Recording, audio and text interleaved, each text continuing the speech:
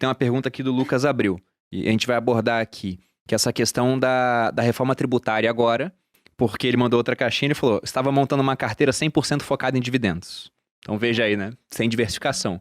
E ele está sendo destruído, né? Com esse movimento dos fundos imobiliários por conta dessa possível tributação que virá. Porque o que acontecia até agora, né? E não sei se vai passar a proposta, mas a regra hoje é que os fundos imobiliários, por norma, são obrigados a distribuir, dentro de 6 meses, 95% do lucro.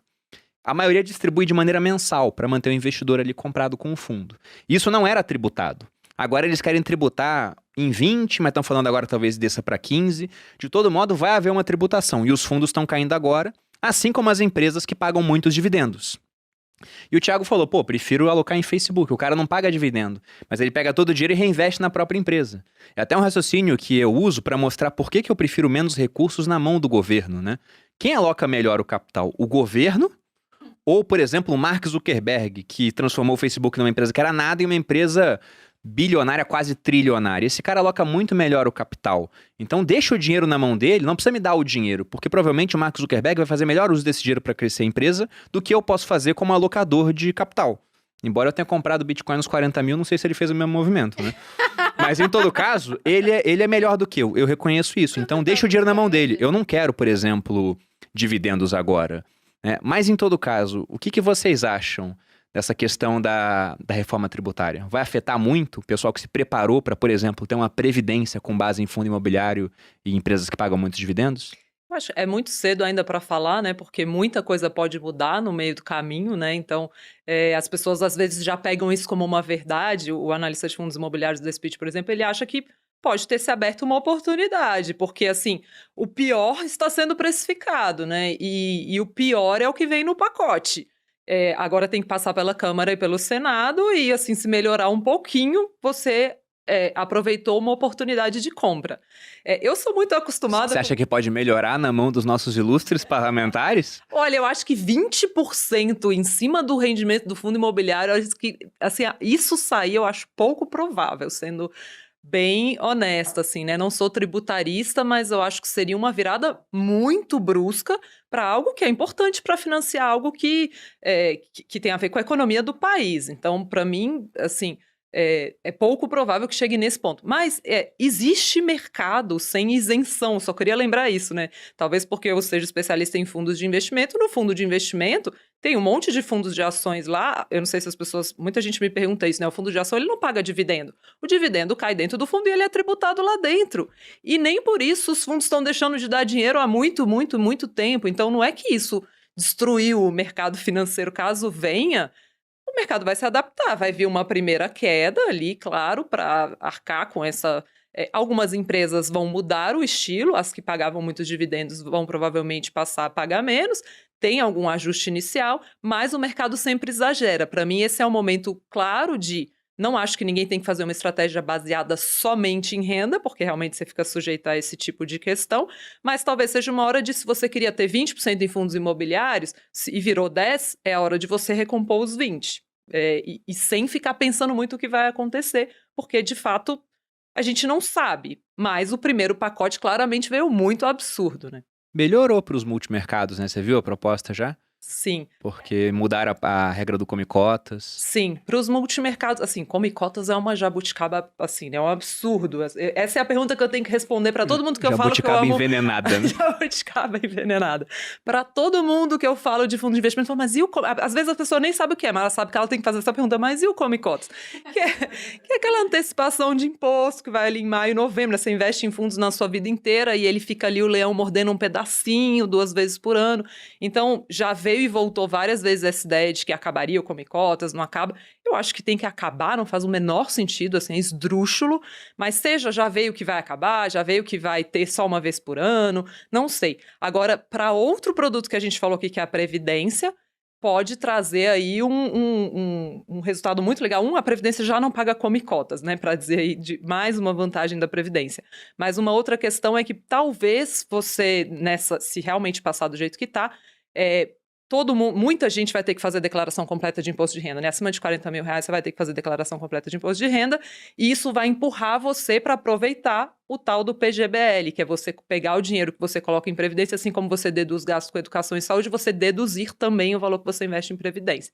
Então, eu acho que para fundos tem esses dois pontos. É claro que, realmente, se os dividendos forem tributados em 20%, hoje os dividendos dentro do fundo são tributados em 15%. Então, também prejudica fundos de ações. Mas para multimercados, caiu come cotas, e para a Previdência, o PGBL, para mim, viram grandes estrelas aí. Tem até um ponto sobre Previdência que vale comentar. Por exemplo, eu tenho Previdência privada. A Malu tem também. A minha é no Fundo Verde.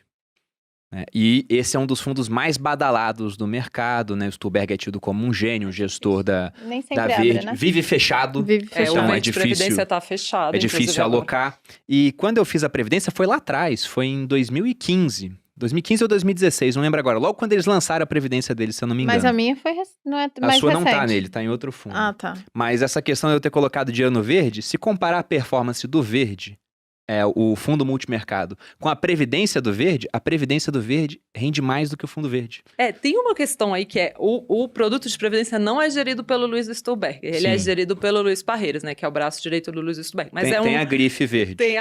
Exato, tem vários verdes, né, eu fiz uma vez uma newsletter que era os 50 tons de verde, né, porque tem um monte de verdes, mas é muito bom o verde previdência, eu concordo, e tem o verde 60 do Luiz Stuberg, que abre raramente, que tem o 60 no nome, que também eu passei muito tempo estudando fundo sem consegui investir nele no começo desse ano, eu acho, fim do ano passado, que também é legal as pessoas ficarem de olho, mas foi legal você falar de previdência, você falou do verde previdência, que é um que está fechado. Mas sabe qual é o outro ponto que eu ia falar, só para você concluir essa ideia?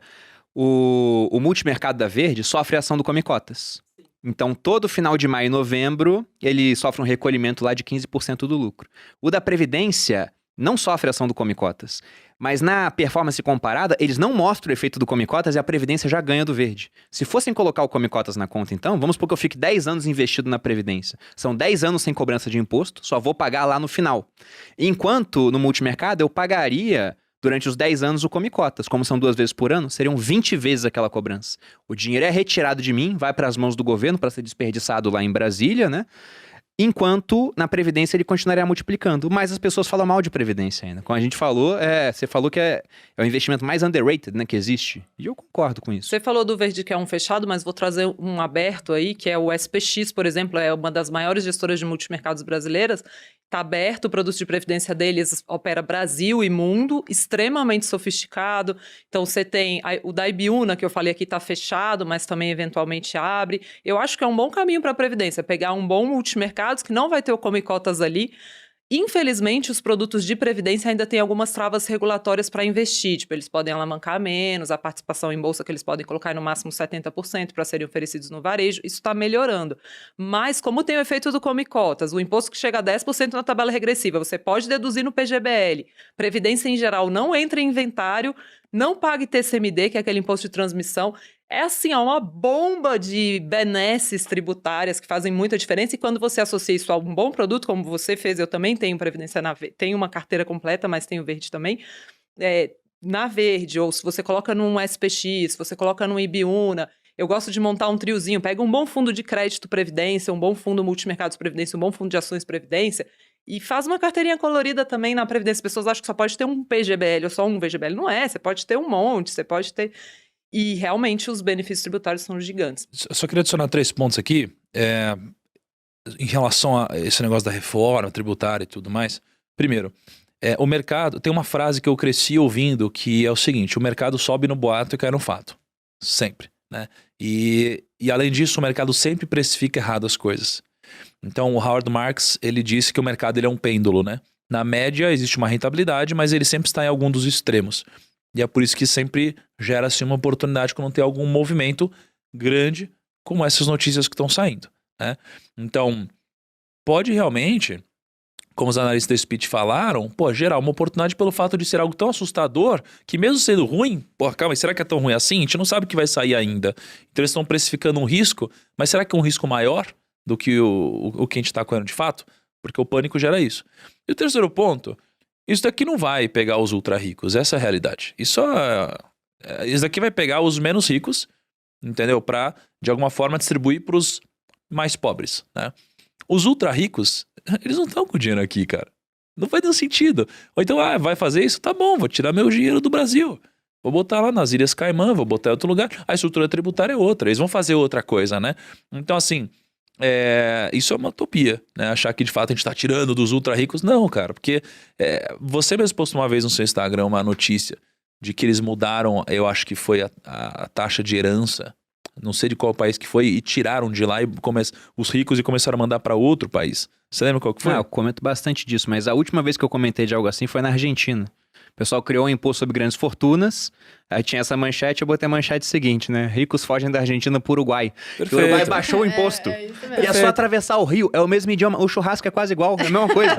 E é por isso que as Maravilhoso. pessoas... Dizem que é Churrasco melhor, Uruguai é então. melhor. Ai, não É sei por se a isso gente que o pode Brasil- falar, os argentinos vão ficar bravos com a gente, mas o Uruguai é bem bom. Não, é por isso que o Brasil precisa tomar cuidado com esse tipo de coisa, porque se ele fizer um movimento que realmente seja muito agressivo, cara, isso pode acontecer. Mas vocês comprariam fundo imobiliário nessa queda para readequar as carteiras? Com certeza.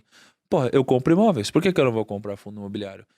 Eu só acho que o fundo imobiliário é um veículo muito mais simples e melhor para fazer isso. E esse tipo de queda que está acontecendo já é um pouco dessa resposta de uma adequação de tributação. Então, cara, eu combinei, assim, desde... Assim, quando você olha para os judeus, tem a Talmud, que é a tradição oral dos judeus. Então, quando você falou o número 3, eu pensei que você ia falar de algo próximo disso.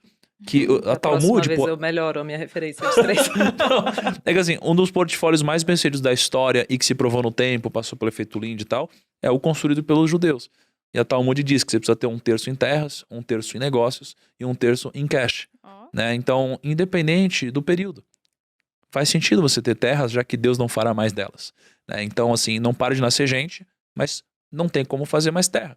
E pelo fato de elas serem escassas, assim como, por exemplo, o Bitcoin, cara, elas, em algum momento, tem dinheiro sendo impresso, tem um monte de coisa acontecendo, não muda o número de terras, né? Então, tanto faz, eu vou comprar um terreno, vou comprar um imóvel, vou comprar um fundo imobiliário. No final das contas, o fundo imobiliário, ele permite que você aproveite oportunidades. Menos oportunidades do que no imóvel físico, já que é um mercado mais líquido, né? Então tem gente fechando mais as duas pontas, mas ainda assim um mercado que tem no seu benefício a liquidez, mas também tem oportunidades que aparecem. Então, com certeza, cara.